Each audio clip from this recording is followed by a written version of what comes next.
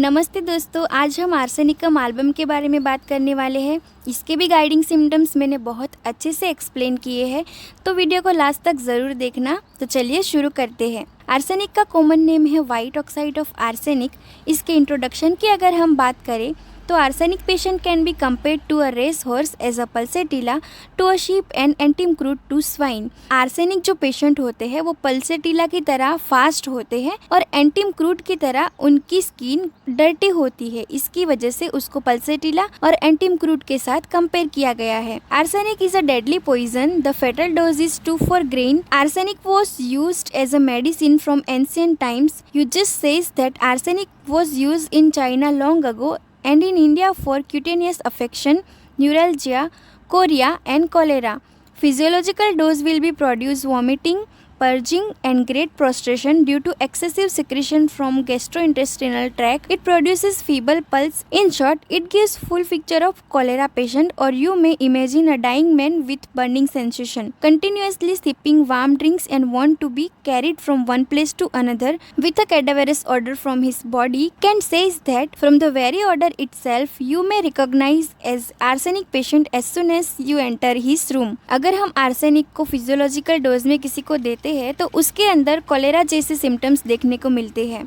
इसके clinical condition की अगर हम बात करें तो वो है abscess, alcoholism, anaemia, asthma, abdominal disorders, cancerous affection, carbuncle, cholera, cough, delirium, diarrhoea, dropsy, duodenal ulcer, fever, gangrene, gastric ulcer, gout, headache, heart affection, haemorrhoids, kidney affection, locomotor ataxia, lung affection, measles, menstrual disorders, pleurisy, pneumonia, rheumatism, rickets, skin affection, throat affection, vomiting and whooping cough.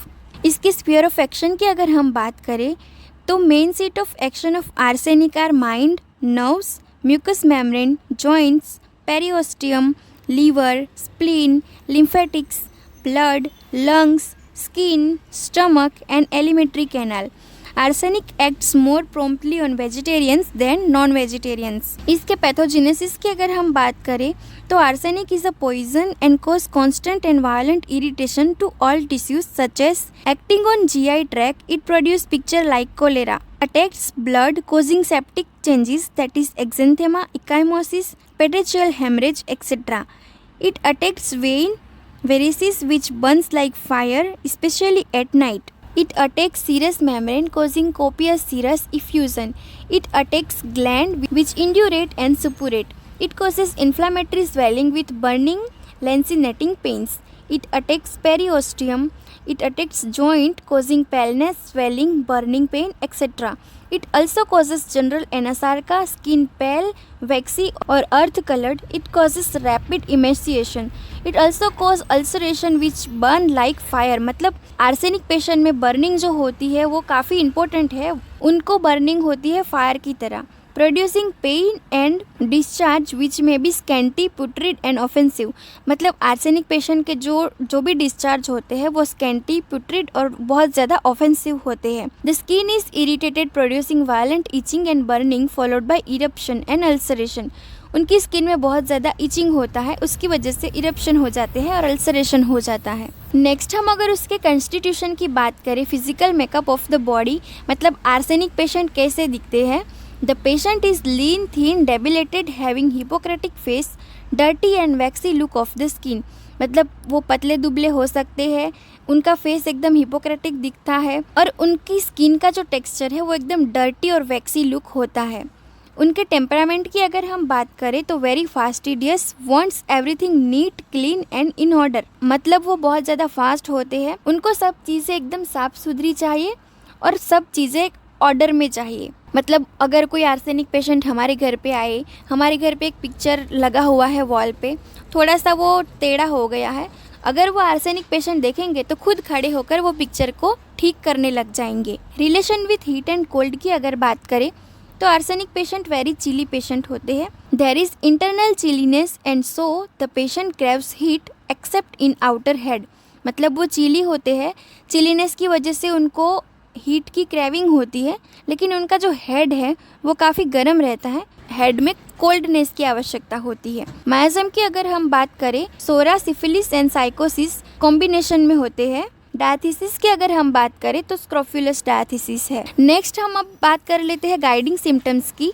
Arsenic patient has great fear of death, thinks that he is incurable, the disease is fatal and it is useless to take medicine। उनको बहुत ज़्यादा death का डर लगता है। उनको ऐसा लगता है कि उनको जो डिसीज़ हुआ है वो इनक्योरेबल है और फेटल है, तो जो ये मेडिसिन ले रहा है वो एकदम यूजलेस है, उसकी कोई आवश्यकता ही नहीं है। सेकंड है mentally restless but physically too weak, it is the one of trio of restlessness. मतलब आर्सेनिक पेशेंट जो होते हैं वो मेंटली बहुत ज़्यादा रेस्टलेस होते हैं, लेकिन फिजिकली बहुत वीक होते हैं, एग्जॉस्टेड होते हैं, एक जगह से दूसरी जगह जा भी नहीं सकते, उतने वीक होते हैं। And this is one of the trio of restlessness.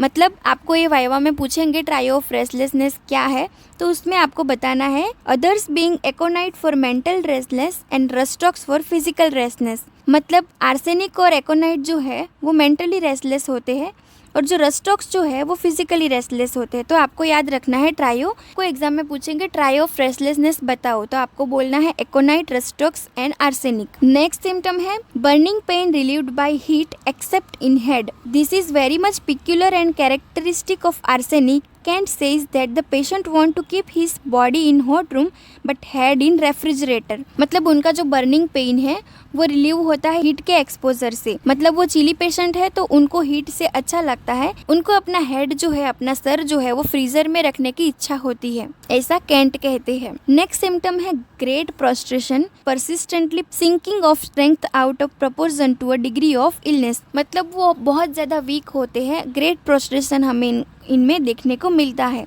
Next symptom है gastric derangement such as diarrhoea, vomiting etcetera are due to food poisoning from spoiled eggs, fish और meat, decayed food, alcohol and ice cream.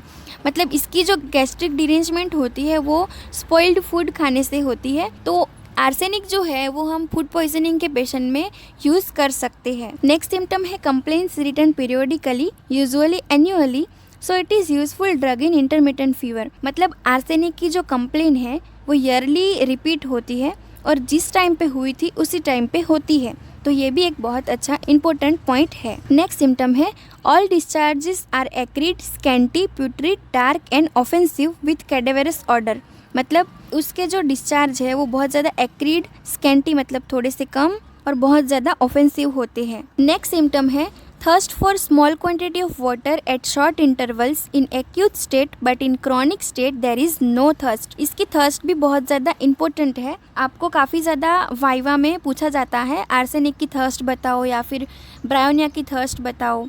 मतलब इसकी thirst भी important है, थोड़े थोड़े समय में इसको थोड़ा थोड़ा पानी चाहिए एक्यूट कंडीशन में। और क्रॉनिक स्टेट में आर्सेनिक पेशेंट को बिल्कुल भी थर्स्ट नहीं लगती है, मतलब उनको प्यास बिल्कुल नहीं लगती है क्रॉनिक स्टेट में। फॉर एक्यूट और chronic ptomaine poisoning arsenic is a excellent remedy. Next symptom है कैन नॉट बियर स्मेल और sight of food. Arsenic patient जो होते हैं वो फूड की स्मेल भी उसको पसंद नहीं है और फूड को देखना भी उनको पसंद नहीं है। तो आर्सेनिक को हम मॉर्निंग सिकनेस में प्रेग्नेंट वुमन को जो उल्टियाँ होती है उस पेशेंट को भी दे सकते हैं। नेक्स्ट सिम्टम है all symptoms are aggravated at mid day and mid night 1 to 2 AM and ameliorated by heat. मतलब उनकी जो कंप्लेन है वो मिड डे मिड नाइट में ही एग्रावेटेड होती है, मतलब आधी रात को और आधे दिन को। अब नेक्स्ट हम उसके मेंटल सिम्टम्स की बात कर लेते हैं। The patient is depressed, irritable, extremely restless and anxious. Patient जो होते हैं वो बहुत ज़्यादा डिप्रेस्ड होते हैं, इरिटेटेड रहते हैं, बहुत ज़्यादा रेस्टलेस रहते हैं और चिंतित रहते हैं। There is a great fear of death or thinks that his disease is incurable. Fear of death is more marked when alone or when going to bed. मतलब उनको मौत का डर लगा रहता है, उनको लगता है कि उनका जो डिसीज़ है वो इनक्योरेबल है, दवाई लेने से भी वो ठीक नहीं होंगे और जल्द ही वो मरने वाले हैं। और फियर ऑफ डेथ जो होता है वो अकेले होते हैं तो उनको ज़्यादा महसूस होता है, और जब वो सोने जाते हैं तब उनको ज़्यादा डर लगता है। He is extremely fastidious, wants everything in order, neat and clean. उनको सभी चीज़ें एकदम ऑर्डर में पसंद है, एकदम नीट और क्लीन मतलब साफ सुथरा ही पसंद है। Even a picture hanging on the wall slightly titled must be adjusted properly। मतलब आर्सेनिक पेशेंट मैंने बताया उस तरह से वॉल पे एक पिक्चर लगी हुई है वो थोड़ी सी टेढ़ी हो गई है तो आर्सेनिक पेशेंट को वो सहन नहीं होगा, वो खड़ा होगा, उसको ठीक करेगा, फिर ही उसको अच्छा लगेगा। So the arsenic patient is known as a gold headed can patient. Weak memory due to confusion in head, मतलब वो बहुत ज़्यादा कन्फ्यूज्ड रहते हैं, उसकी वजह से उनकी मेमोरी थोड़ी सी वीक हो जाती है। He suffer so much that he decide to commit suicide, उसको बहुत ज़्यादा मेंटली रेस्टलेस फील होता है, उसकी वजह से वो सोचते हैं कि वो सुसाइड कमिट कर लेंगे। Aversion to meet people even with acquainted ones because he imagined that he has offended them but knows not how, when and where, yet to fear to be alone। उसको लोगों को मिलने में भी डर लगता है और अकेले रहने में भी डर लगता है। Sad, tearful and anxious mood, बहुत ज़्यादा दुखी रहते हैं, हमेशा रोते रहते हैं और चिंतित रहते हैं। The patient is very much depressed, melancholic, full of despair and indifference. Still he is a very anxious, fearful, restless and full of anguish। Patient बहुत ज़्यादा डिप्रेस्ड रहते हैं, अकेले महसूस करते हैं, इंडिफरेंस उनको होने लगता है और फिर भी वो चिंतित रहते हैं, डरे डरे से रहते हैं, रेस्टलेस रहते हैं। Yet he is very irritable, sensitive, peevish and easily angered। वो बहुत ज़्यादा इरिटेबल रहते हैं, सेंसिटिव रहते हैं और पीविश यानी कि अगर उनको कोई सवाल पूछेगा तो वो उसका जवाब अच्छे से नहीं देगा, वो गुस्से में आके कुछ भी बोल देगा। Although mentally very restless, he is physically too weak to move, मतलब मेंटली वो बहुत ज़्यादा सोचते रहते हैं, बहुत ज़्यादा रेस्टलेस रहते हैं, पर फिजिकली उतने वीक होते हैं कि एक जगह से दूसरी जगह पे जा भी नहीं सकते। Dreams full of sorrow and fear, dreams of thunderstorm, fire, darkness and death.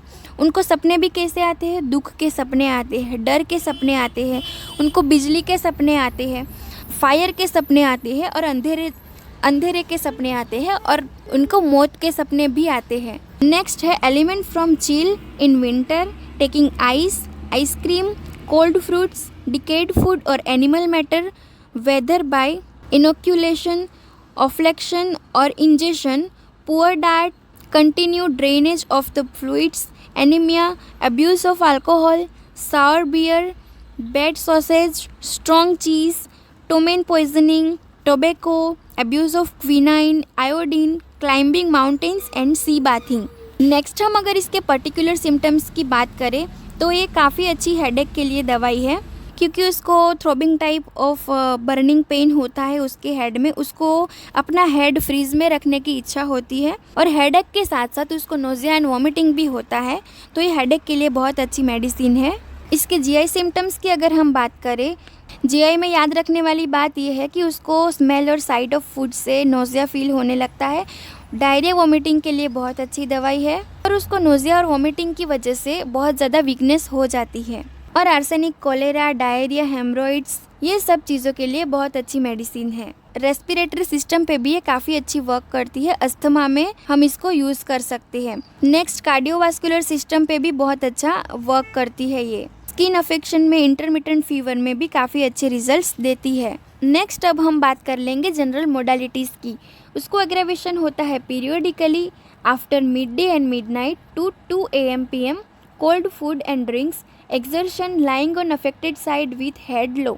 उसको एमेल्यूडेशन होता है from heat in general except in head which is temporary relieved by cold, hot drinks, hot application, motion, elevation the head, company and rest. तो ये थी दोस्तों arsenic medicine.